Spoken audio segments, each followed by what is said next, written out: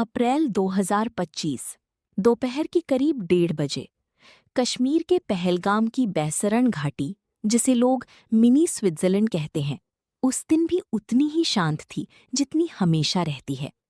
हल्की पहाड़ी हवा चल रही थी, देवदार के लंबे पेड़ स्थिर खड़े थे और दूर तक फैली हरी घास पर सैलानी अपने अपने पलों में खोए हुए थे। उसी घास पर एक नवविवाहित जोड़ा बैठा था, लेफ्टिनेंट विनय नरवाल और उनकी पत्नी हिमांशी। शादी को अभी सिर्फ 6 दिन हुए थे। दोनों कुछ बोल नहीं रहे थे क्योंकि उस सुकून में शब्दों की जरूरत ही नहीं थी। लेकिन वो शांति ज्यादा देर नहीं टिकनी थी।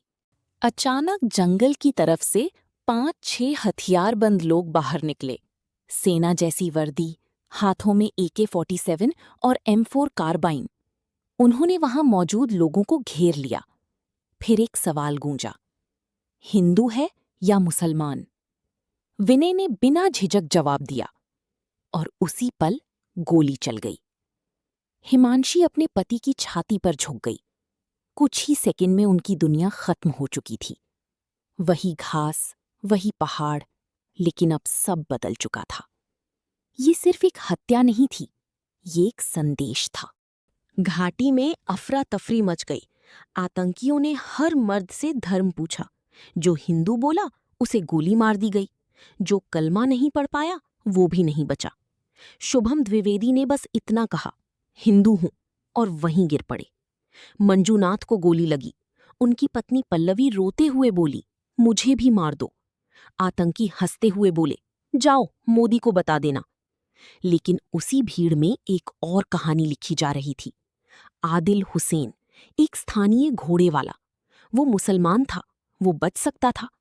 लेकिन जब उसने एक आतंकी को एक निहत्थी सैलानी पर निशाना साधते देखा तो वो बीच में आ गया। उसने बिना सोचे समझे आतंकी की राइफल छीनने की कोशिश की। वो अकेला था और सामने कई बंदूकें थीं। कुछ ही पलों में आदिल भी गिर चुका था।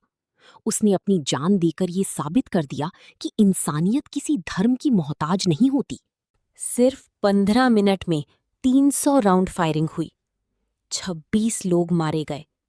जाते जाते आतंकी अपने कैमरों से वीडियो और सेल्फी रिकॉर्ड कर रहे थे, जैसे ये कोई मिशन नहीं बल्कि एक प्रदर्शन हो।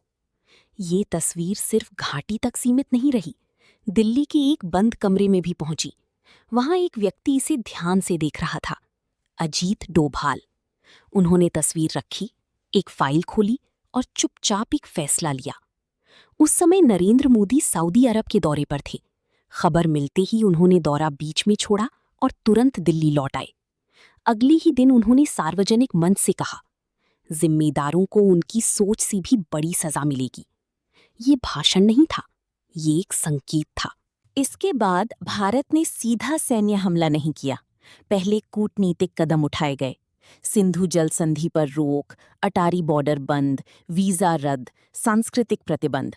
पाकिस्तान को धीरे धीरे हर तरफ से घेरा जाने लगा। लेकिन ये सिर्फ शुरुआत थी। 29 अप्रैल, दिल्ली का साउथ ब्लॉक। एक बंद कमरे में प्रधानमंत्री, तीनों सेना प्रमुख और अजीत डोभाल मौजूद थे। कुछ देर की चुप्पी के बाद मोदी ने कहा, सेनाएं जो जरूरी समझें, उन्हें पूरी छूट है।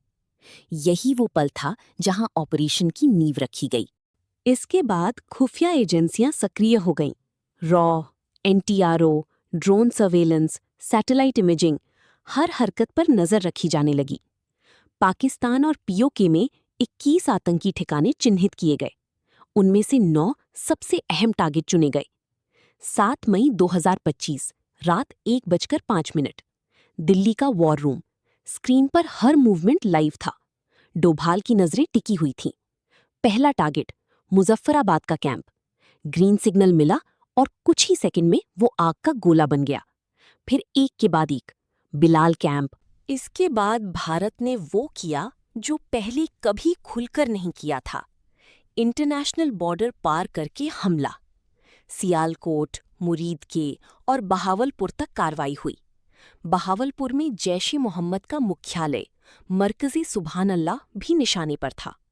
एक मिसाइल गिरी और वर्षों से बना वो नेटवर्क ढह गया। कुल 25 मिनट में 9 ठिकाने तबाह हुए। 100 से ज्यादा आतंकी मारे गए।